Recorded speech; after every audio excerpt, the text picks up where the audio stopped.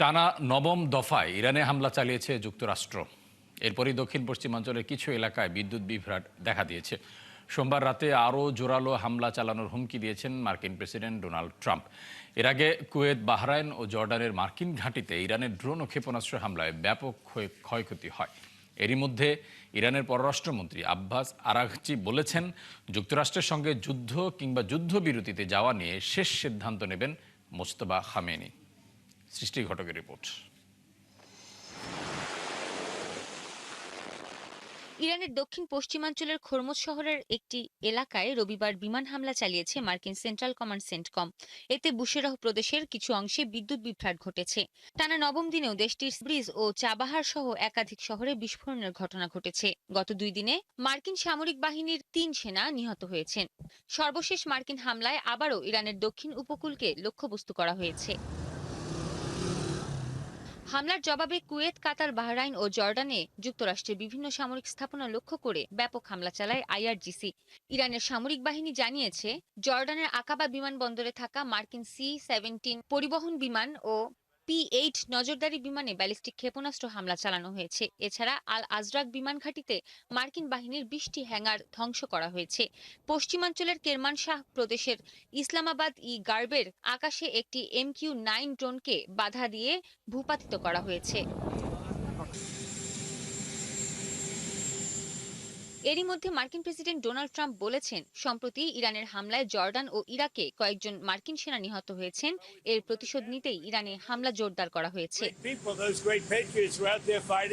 এটা খুবই দুঃখজনক, কিন্তু দেখুন, আমাদের দেশের মহান দেশপ্রেমিকরা এই জন্য যুদ্ধ করছেন যেন ইরান পারমাণবিক অস্ত্র তৈরি করতে না পারে। ইরানে ব্যাপক ধ্বংসযজ্ঞ চালানো হচ্ছে। তাদের সামরিক সক্ষমতা পুরোপুরি নিঃশেষ করে দিচ্ছে আমাদের সেনারা। এখন তাদের কাছে খুব কম ড্রোন আর মিসাইল আছে। তাদের নিয়ন্ত্রণে আর কিছুই নেই। আজ রাতেও ইরানে জোরালো হামলা হবে।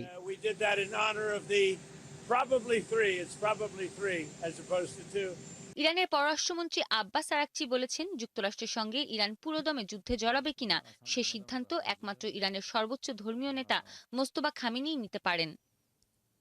تا 3 روز شاید ما کاملا قطع بودیم مثلا ইরান এখনো যুক্তরাষ্ট্রের সঙ্গে যুদ্ধ ঘোষণা করেনি। বর্তমানে আমাদের সেনাবাহিনী যেসব মার্কিন ঘাঁটিতে হামলা করছে সেসব যুক্তরাষ্ট্রের হামলার প্রতিক্রিয়া। যুক্তরাষ্ট্রের সঙ্গে ইরান চূড়ান্ত যুদ্ধ ঘোষণা করবে কিনা তা নির্ভর করছে সর্বোচ্চ নেতা আয়াতুল্লাহ মোস্তফা খামেনির সিদ্ধান্তের ওপর। তিনি এখনো কোনো সিদ্ধান্ত জানাননি। بعد از شروع جنگ رئیس جمهور رو دیدم এর আগে গত 17 জুলাই ইসলামাবাদ সমঝোতা চুক্তি স্বাক্ষরের পর ইরানের তেল রপ্তানির ওপর থেকে নিষেধাজ্ঞা তুলে নিয়েছিল যুক্তরাষ্ট্র। পরে উত্তেজনা বেড়ে যাওয়ায় 7 জুলাই থেকে আবারও নিষেধাজ্ঞা কার্যকর করা হয়। তবে নিষেধাজ্ঞা প্রত্যাহারের এই 20 দিনে চীনের কাছে $600 কোটি মূল্যের অপরিশোধিত জ্বালানি তেল বিক্রি করেছে ইরান। সৃষ্টি ঘটক, 71। এদিকে টানা কয়েকদিনের পাল্টাপাল্টি হামলায় যুক্তরাষ্ট্র ও ইরান এখন এক জটিল সংঘাতের মুখোমুখি। যুদ্ধবিরতি ও আলোচনার জন্য স্বাক্ষরিত সমঝোতা কার্যত ভেঙে পড়লেও কূটনীতির দরজা পুরোপুরি বন্ধ হয়নি। প্রশ্ন উঠছে, এই মুহূর্তে যুদ্ধবিরতির প্রয়োজন কার বেশি, যুক্তরাষ্ট্র নাকি ইরানের? উত্তর খুঁজেছেন আরাফাত ইসলাম।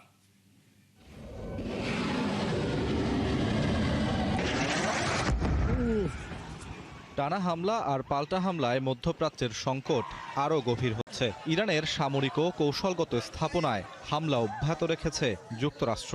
জবাবে উপসাগরীয় অঞ্চলে মার্কিন সামরিক ঘাঁটি লক্ষ্য করে ক্ষেপণাস্ত্র ও ড্রোন হামলা চালাচ্ছে তেহরান। এমন পরিস্থিতিতে পাকিস্তান উভয় পক্ষকে সংঘাত বন্ধ করে আবারও আলোচনায় ফেরার আহ্বান জানিয়েছে। ইসলামাবাদের ভাষ্য, স্থায়ী শান্তি ও আঞ্চলিক স্থিতিশীলতার একমাত্র পথ কূটনীতি।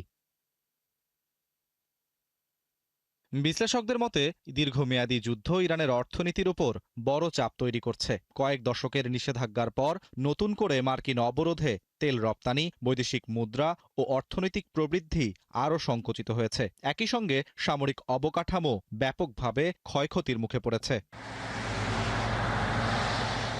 অন্যদিকে যুক্তরাষ্ট্র চাপের বাইরে নয়। হরমুজ প্রণালীর অস্থিরতায় বিশ্ববাজারে তেলের দাম ঊর্ধ্বমুখী। এর প্রভাব পড়েছে মার্কিন জ্বালানি বাজারেও। দেশটির ভেতরে যুদ্ধবিরোধী জনমতও বাড়ছে।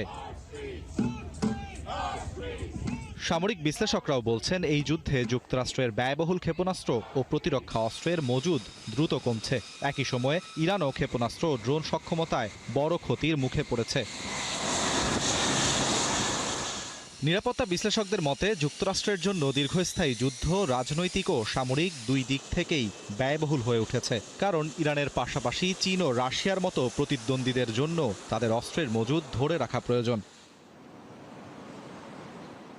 বিশ্লেষকদের মূল্যায়ন আপাতত কোনো পক্ষই দুর্বলতার বার্তা দিতে চায় না, ফলে প্রকাশ্যে কঠোর অবস্থান বজায় রাখলেও শেষ পর্যন্ত সংঘাত নিয়ন্ত্রণে কূটনৈতিক পথেই ফিরতে হতে পারে ওয়াশিংটন ও তেহরানকে। আরাফাত ইসলাম, ৭১। আবারও উত্তপ্ত মধ্যপ্রাচ্য। ইরান ঘিরে উত্তেজনা থামেনি, হামলা পাল্টা হামলার আশঙ্কাও কাটেনি। তবে যুদ্ধের পাশাপাশি আলোচনায় উঠে এসেছে আরেকটি গুরুত্বপূর্ণ প্রশ্ন: ডোনাল্ড ট্রাম্প ও বেনিয়ামিন নেতানিয়াহুর সম্পর্ক কি এখনও আগের মতোই দৃঢ়, নাকি ইরান ইস্যু, যুদ্ধ পরবর্তী কৌশল এবং রাজনৈতিক বাস্তবতায় ওয়াশিংটন ও তেল আবিবের মধ্যে তৈরি হয়েছে নতুন মতপার্থক্য? দুই নেতার সম্পর্কের এই নতুন সমীকরণ নিয়েই চৈতি সারোয়ারের বিশেষ প্রতিবেদন। ডোনাল্ড ট্রাম্প এবং বেনিয়ামিন নেতানিয়াহু, দুই নাম, দুই নেতা, কিন্তু একসময় যেন একই রাজনৈতিক সমীকরণের অংশ ছিল। ট্রাম্পের প্রথম মেয়াদে যুক্তরাষ্ট্র ইসরায়েল সম্পর্ক পৌঁছেছিল এক নতুন উচ্চতায়। জেরুজালেমকে ইসরায়েলের রাজধানী হিসেবে স্বীকৃতি, মার্কিন দূতাবাস স্থানান্তর এবং মধ্যপ্রাচ্য নীতিতে একাধিক সিদ্ধান্ত নেতানিয়াহু সরকারের জন্য বড় কূটনৈতিক সাফল্য এনে দেয়। ফলে তখন ওয়াশিংটন ও তেল আবিবের সম্পর্ককে শুধু মিত্রতা নয়, বরং ঘনিষ্ঠ কৌশলগত অংশীদারিত্ব হিসেবেই দেখা হতো। কিন্তু মধ্যপ্রাচ্যের বাস্তবতা খুব দ্রুত বদলায়। সংঘাত চলাকালে লক্ষ্য এক হলেও যুদ্ধ পরবর্তী অগ্রাধিকার এখন আর পুরোপুরি এক নয় বলেই মনে করছেন বিশ্লেষকরা। প্রেসিডেন্ট ট্রাম্প যেহেতু মিড টার্ম ইলেকশন সামনে আছে এবং ইরান যুদ্ধে যুক্তরাষ্ট্র ভালো করছে না, I would say that strategically যুক্তরাষ্ট্র হেরেছে। তো এখন ট্রাম্প চাচ্ছেন তার মুখ রক্ষা করতে এবং ইরানের সাথে একটি নেগোশিয়েট করে আপাতত তার মিড টার্ম ইলেকশনটা সেভ করতে। তো যেই এমইউটা ইরানের সাথে সাইন করেছে আমেরিকান প্রশাসন, সেখানে লেবানন যুদ্ধ বন্ধ করার কথা আছে, সেটা তো ইসরায়েলের পক্ষে যায় না, তাই না? নেতানিয়াহু সেটা চায় না। নেতানিয়াহু অনেকটুকু লেবানন অলরেডি অকুপাই করেছে, সে পারলে পুরোটা করে ফেলবে, সে চায় যুদ্ধটা জারি রাখতে। এই কারণে ট্রাম্পের সাথে নেতানিয়াহুর মত পার্থক্য দেখা দিয়েছে। ট্রাম্প প্রশাসনের দৃষ্টিতে এখন সবচেয়ে গুরুত্বপূর্ণ বিষয় হলো মধ্যপ্রাচ্যে আরেকটি দীর্ঘমেয়াদী সংঘাতে জড়িয়ে না পড়া। প্রধানমন্ত্রী বেনিয়ামিন নেতানিয়াহুর কাছে ইরান শুধু একটি আঞ্চলিক প্রতিদ্বন্দ্বী নয়, বরং ইসরায়েলের দীর্ঘমেয়াদী নিরাপত্তার সবচেয়ে বড় হুমকিগুলোর একটি। টাইনি ইসরায়েল যেটা আছে সেটা না, তার একটা গ্রেটার ইসরায়েল, সেই সৌদি আরবিয়ার পার্ট থেকে, তার্কির পার্ট থেকে, সিরিয়ার বেশিরভাগ অংশ, লেবানন, এগুলো নিয়ে তারা একটা গ্রেটার ইসরায়েল তৈরি করবে। তো এই যে ইরানের উপর যুদ্ধ বা লেবাননের উপর যুদ্ধ বা গাজার দখল, এগুলো কিন্তু তাদের গ্রেটার ইসরায়েল প্রজেক্টের ল্যান্ড এক্সপ্যানশন হিসেবেই আমরা দেখি। তবে এই মতপার্থক্যকে সম্পর্কের ভাঙন হিসেবে দেখছেন না কূটনৈতিক বিশ্লেষকরা, কারণ যুক্তরাষ্ট্র ও ইসরায়েলের সম্পর্ক কেবল দুই নেতার ব্যক্তিগত বোঝাপড়ার ওপর দাঁড়িয়ে নেই। সামরিক সহযোগিতা, গোয়েন্দা তথ্য বিনিময়, প্রতিরক্ষা চুক্তি এবং আঞ্চলিক নিরাপত্তা কাঠামো সব মিলিয়ে এই সম্পর্কের ভিত্তি এখনো শক্ত। সব মিলিয়ে প্রশ্নটা এখন সম্পর্ক ভেঙেছে কিনা সেটি নয়, প্রশ্ন হলো ওয়াশিংটন এবং তেল আবিব কি এখনো একই কৌশলগত মানচিত্রে রয়েছে? কারণ ইতিহাস বলছে যুক্তরাষ্ট্র ও ইসরায়েল যখন একই পথে হাঁটে তখন তার প্রভাব পড়ে পুরো মধ্যপ্রাচ্যে, আর যখন তাদের অগ্রাধিকারে পার্থক্য তৈরি হয় তখন সম্পর্ক টিকে থাকলেও বদলে যায় তার গতি, প্রভাব এবং সিদ্ধান্তের ধরন। সাম্প্রতিক যুদ্ধের পর তাই সবচেয়ে বড় অনিশ্চয়তা যুদ্ধক্ষেত্রে নয়, বরং কূটনীতিক টেবিলে। চৈতি সারোয়ার, ৭১। যুক্তরাষ্ট্রে আসলে ইসরায়েলের প্রধানমন্ত্রী বেনিয়ামিন নেতানিয়াহুকে গ্রেপ্তার করা হতে পারে বলে জানিয়েছেন নিউ ইয়র্ক সিটির mayor Zohran Mamdani. New York টাইমসের এক পডকাস্টে তিনি জানান, আগামী সেপ্টেম্বরে জাতিসংঘের সাধারণ পরিষদের অধিবেশনে যোগ দিতে নিউ ইয়র্কে এলে তাকে গ্রেপ্তার করা হতে পারে। এ নিয়ে তার প্রশাসনের আইন বিভাগ আলোচনা করছে। মামদানির দাবি, আন্তর্জাতিক অপরাধ আদালতের জারি করা গ্রেপ্তারি পরোয়ানার ভিত্তিতেই বিষয়টি বিবেচনায় রয়েছে। তবে নেতানিয়াহু জানিয়েছেন, এ ধরনের বক্তব্যে মোটেও উদ্বিগ্ন নন তিনি। ইসরায়েলের জাতিসংঘের রাষ্ট্রদূত জানিয়েছেন, নির্ধারিত সময়ে জাতিসংঘের সাধারণ পরিষদে যোগ দেবেন নেতানিয়াহু। এদিকে ইসরায়েলি প্রধানমন্ত্রীকে গ্রেপ্তার করা নিয়ে মামদানির বক্তব্যকে রাজনৈতিক নাটক বলে মন্তব্য করেছেন জাতিসংঘে যুক্তরাষ্ট্রের রাষ্ট্রদূত মাইক ওয়ালস।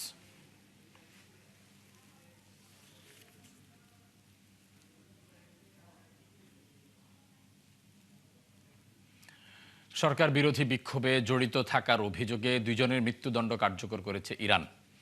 রবিবার ইরানের বিচার বিভাগের এক বিবৃতিতে এ তথ্য জানানো হয়।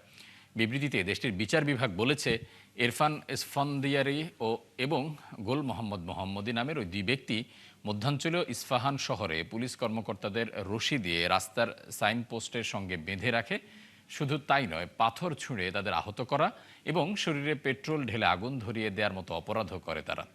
এসব অপরাধের দায়ে আদালতের দীর্ঘ শুনানিতে দোষী সাব্যস্ত হন তারা। গত ডিসেম্বরের শেষ দিকে জীবনযাত্রার উচ্চ ব্যয়ের বিরুদ্ধে শুরু হওয়া আন্দোলন দ্রুতই ব্যাপক বিক্ষোভে রূপ নেয়। পরে গত 8 ও 9 জানুয়ারি চূড়ান্ত সরকার বিরোধী আন্দোলনে রূপ নেয় ওই বিক্ষোভ। ইরানের সর্বোচ্চ নেতা মুজতবা খামেনি বর্তমানে ইরানে নেই বলে দাবি করেছে একটি ইসরায়েলি নিরাপত্তা সূত্র। ইসরায়েল ভিত্তিক সংবাদ মাধ্যম টাইমস অব ইসরায়েল এ খবর জানিয়েছে। ইসরায়েলি নিরাপত্তা সূত্র মতে, আয়াতুল্লাহ আলী খামেনি নিহত হওয়ার পর মুজতবা খামেনিকে সর্বোচ্চ নেতা হিসেবে নিয়োগ দেওয়া হলেও তিনি কখনোই জনসম্মুখে উপস্থিত হননি। কেবল লিখিত বিবৃতির মাধ্যমেই যোগাযোগ করে আসছেন। সূত্রটির দাবি, মুজতবা খামেনি নামে প্রকাশিত বার্তাগুলো আইআরজিসির প্রধান আহমদ ওয়াহিদি এবং বাহিনীর অন্য সদস্যরা লিখে থাকেন। পরিস্থিতি বিশ্লেষণ করে সূত্রটি আরও দাবি করেছে, ইরানের অভ্যন্তরীণ বিভেদ অত্যন্ত গভীর এবং এটি খোদ আইআরজিসির অস্তিত্বকে হুমকির মুখে ফেলেছে।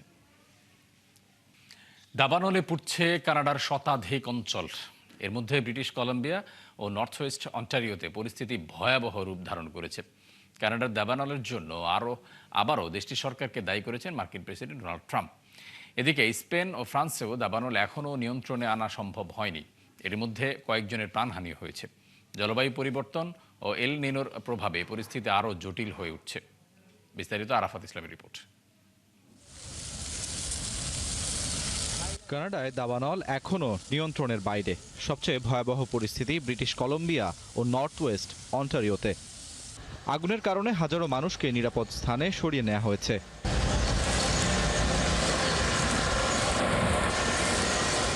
দাবানলের ধোঁয়ায় টরন্টো সহ উত্তর আমেরিকার বিভিন্ন শহরে বাতাসে বিষাক্ত ধোঁয়া মিশে যাওয়ায় বাড়ছে স্বাস্থ্য ঝুঁকি। কানাডার দাবানলের ধোঁয়া প্রতিনিয়তই যুক্তরাষ্ট্রের বাতাসের সাথে মিশে সেখানকারও বায়ুমানের চরম অবনতি করেছে। যুক্তরাষ্ট্রের বিভিন্ন জায়গায় জারি করা হয়েছে স্বাস্থ্য সতর্কতা। এরই মধ্যে রবিবার আবারও কানাডার দাবানলের জন্য স্থানীয় সরকারের গাফিলতির অভিযোগ তোলেন মার্কিন প্রেসিডেন্ট ডোনাল্ড ট্রাম্প। যুক্তরাষ্ট্রেও অন্তত 13টি অঙ্গরাজ্যের বিভিন্ন জায়গায় বড় দাবানলই সক্রিয় আছে 78টি। বনাঞ্চলের আগুন নিয়ন্ত্রণে কাজ করছে হাজারো ফায়ার ফাইটার। জাতীয় পর্যায়ে জরুরি অভিযান চালানো হলেও ঝোড়ো হাওয়া আর শুষ্ক আবহাওয়ার কারণে আগুন নিয়ন্ত্রণে আনা কঠিন হচ্ছে। ইউরোপের মধ্যে সবচেয়ে ভয়াবহ পরিস্থিতি স্পেনে। এরই মধ্যে স্পেনের মধ্যাঞ্চলে ছড়িয়ে পড়েছে দাবানল। পুড়েছে 9,000 হেক্টর জমি। 16টি অঞ্চল থেকে সরিয়ে নেওয়া হয়েছে বাসিন্দাদের। আন্দালুসিয়া অঞ্চলে দাবানলে বেশ কয়েকজনের প্রাণহানি ঘটেছে। ফ্রান্সেও আগুন নেভানোর সময় মৃত্যু হয়েছে এক স্বেচ্ছাসেবী দমকল কর্মীর। দেশটিতে দাবানলে পুড়েছে 180 হেক্টর জমি। জলবায়ু পরিবর্তন ও শক্তিশালী এল নিনোর প্রভাবে চলতি বছরের প্রথম কয়েক মাসেই বিশ্বজুড়ে দাবানলে প্রায় 15 কোটি হেক্টর জমি আগুনে পুড়ে গেছে, যা সাম্প্রতিক সময়ের সর্বোচ্চ রেকর্ড। আরাফাত ইসলাম, 71। টানা ভারী বৃষ্টি, বন্যা ও ভূমিধসে বিপর্যস্ত বিশ্বের কয়েকটি দেশ। ভারতের জম্মু কাশ্মীর ও নাগাল্যান্ডে বন্যা ও ভূমিধসে প্রাণ হারিয়েছেন অন্তত 19 জন। এর মধ্যে জম্মু কাশ্মীরের মৃত্যু হয়েছে 11 জনের। চীনে ইয়াংজি নদী অববাহিকা সহ দক্ষিণাঞ্চলে জারি করা হয়েছে সর্বোচ্চ সতর্কতা। আর দক্ষিণ আমেরিকার দেশ চিলিতে প্লাবিত এলাকা হেলিকপ্টার ও নৌকা দিয়ে চলছে উদ্ধার অভিযান। বিস্তারিত জানাচ্ছেন দেওয়ান মুবাশশিরা হোসেন। যতদূর চোখ যায় বন্যার পানিতে তলিয়ে গেছে চারপাশ। ভারতের জম্মু কাশ্মীরে তীব্র বৃষ্টিতে আকস্মিক বন্যায় দুর্ভোগ চরমে পৌঁছেছে সাধারণ মানুষের। বাড়ছে প্রাণহানি আর ক্ষয়ক্ষতি। নিখোঁজদের সন্ধানে এখনও অনুসন্ধান চালিয়ে যাচ্ছে জরুরি সহায়তাকারীরা। নাগাল্যান্ডেও বন্যা পরিস্থিতির অবনতি হয়েছে। আকস্মিক বন্যা ও ভূমিধসে প্রাণ হারিয়েছেন বেশ কয়েকজন। নাগাল্যান্ডের মন জেলায় ভূমিধসে ব্যাপক ক্ষয়ক্ষতি হয়েছে। রাজৌরি ও পুঞ্চ জেলায় পাহাড়ি ঢলে ভেসে গেছে ঘরবাড়ি, যানবাহন ও সড়কের অংশ। সেনাবাহিনী, এনডিআরএফ ও পুলিশ উদ্ধার অভিযান চালিয়ে আটকে পড়া মানুষকে নিরাপদ স্থানে সরিয়ে নিচ্ছে। টানা বৃষ্টির কারণে সাময়িকভাবে স্থগিত করা হয়েছে অমরনাথ তীর্থযাত্রা। আগামী কয়েকদিন দেশটির বিভিন্ন জায়গায় আরও বৃষ্টির পূর্বাভাস দিয়েছে দেশটির আবহাওয়া দপ্তর।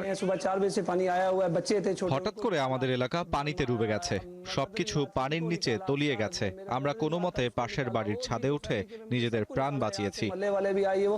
চীনের দক্ষিণাঞ্চলেও টানা বর্ষণে বন্যা পরিস্থিতির অবনতি হয়েছে। ইয়াংজি নদীর পানি বৃদ্ধি পাওয়ায় ঝুঁকিতে রয়েছে বিস্তীর্ণ এলাকা। পাহাড়ি ঢল, ভূমিধস ও নগর জলাবদ্ধতা মোকাবেলায় সর্বোচ্চ সতর্কতা জারি করেছে কর্তৃপক্ষ। ঝুঁকিপূর্ণ এলাকা থেকে বাসিন্দাদের সরিয়ে নেওয়া হচ্ছে। চিলির কোকিম্বো অঞ্চলেও প্রবল বৃষ্টিতে প্লাবিত হয়েছে বিস্তীর্ণ জনপদ। বিশেষ পুলিশ অপারেশন গ্রুপ ও এয়ার ইউনিট হেলিকপ্টার ব্যবহার করে অন্তত ১৯ জন এবং ১৩টি পোষা প্রাণীকে উদ্ধার করেছে। নতুন করে বন্যার আশঙ্কায় অঞ্চলটিতে সর্বোচ্চ আবহাওয়া সতর্কতা জারি রয়েছে। আমরা হেলিকপ্টার ও উদ্ধারকারীর দল পাঠিয়ে আটকে পড়া মানুষকে নিরাপদ স্থানে সরিয়ে নিচ্ছি। মানুষকে অপ্রয়োজনে বাইরে না গিয়ে সতর্ক থাকার অনুরোধ করছি। বিশ্বজুড়ে জলবায়ু পরিবর্তনের কারণে অল্প সময়ে অতি ভারী বৃষ্টিপাত ও আকস্মিক বন্যার ঘটনা বাড়ছে বলে মনে করছেন বিশেষজ্ঞরা। তাই ক্ষয়ক্ষতি কমাতে আগাম সতর্কতা, দ্রুত উদ্ধার এবং দুর্যোগ প্রস্তুতির ওপর গুরুত্ব দিচ্ছে বিভিন্ন দেশ। দেওয়ান মুবাশিরা হোসেন, ৭১। ভেনেজুয়েলায় গত মাসের ভয়াবহ জোড়া ভূমিকম্পে মৃতের সংখ্যা বেড়ে দাঁড়িয়েছে ৫,১১৯ জনে। সবশেষ সরকারি পরিসংখ্যান অনুযায়ী আহত ১৬,৭৭০ জন, ৪০ জন। ২৪ জন মাত্র ১ মিনিটের ব্যবধানে ৭.২ ও ৭.৫ মাত্রার দুটি শক্তিশালী ভূমিকম্পে রাজধানী কারাকাস সহ উপকূলীয় বিস্তীর্ণ এলাকা ধ্বংসস্তূপে পরিণত হয়। সবচেয়ে বেশি ক্ষতিগ্রস্ত লা গুয়েরা রাজ্যে এখনও ধসে পড়া ভবনের নিচ থেকে মরদেহ উদ্ধার চলছে। হাজার হাজার মানুষ আশ্রয়কেন্দ্র ও অস্থায়ী তাঁবুতে মানবেতর জীবন কাটাচ্ছেন। এদিকে উদ্ধার অভিযানে বিলম্ব, সরঞ্জামের সংকট ও সমন্বয়হীনতার অভিযোগে সরকারের ভূমিকা নিয়ে দেশ জুড়ে তীব্র জনরোষ তৈরি হয়েছে। দর্শক, নিচ্ছে আরও একটা বিরতি, ৭১-এর সাথে থাকুন।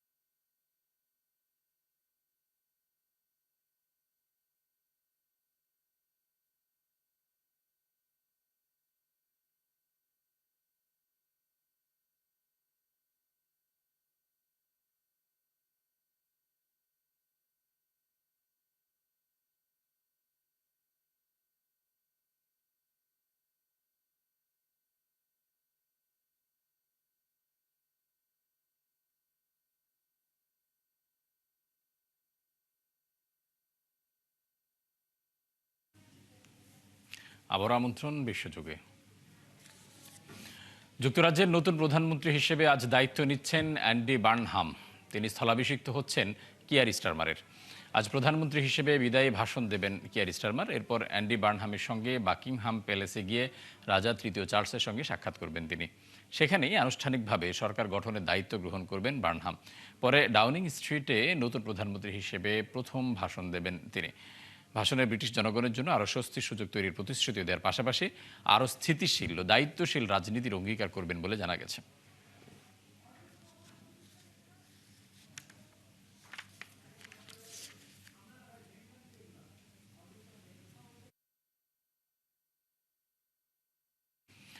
জাতীয় সংসদ সদস্য নির্বাচিত হওয়ার পর দীর্ঘ 17 বছরের রাজনৈতিক কর্মস্থল লন্ডন সফরে গেছেন বিএনপি সংসদ সদস্য কয়সর এম আহমেদ। রোববার লন্ডনে হিথ্রো বিমানবন্দরে পৌঁছালে যুক্তরাজ্য বিএনপির নেতাকর্মীরা তাকে উষ্ণ অভ্যর্থনা জানান। প্রবাস জীবনে যুক্তরাজ্য বিএনপির 3 বারের সাধারণ সম্পাদক হিসেবে দায়িত্ব পালন করেন কয়সর এম আহমেদ।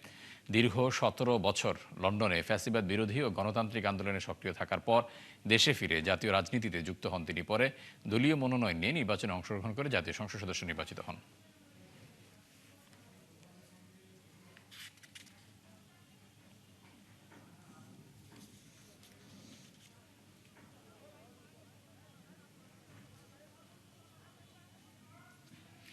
দর্শক, এই ছিল এখনকার আয়োজনে। বিশ্বের আরও নতুন কিছু খবর ও বিশ্লেষণ নিয়ে আগামীকাল সকাল 9:30টায় আবারও হাজির হবে বিশ্বযোগ।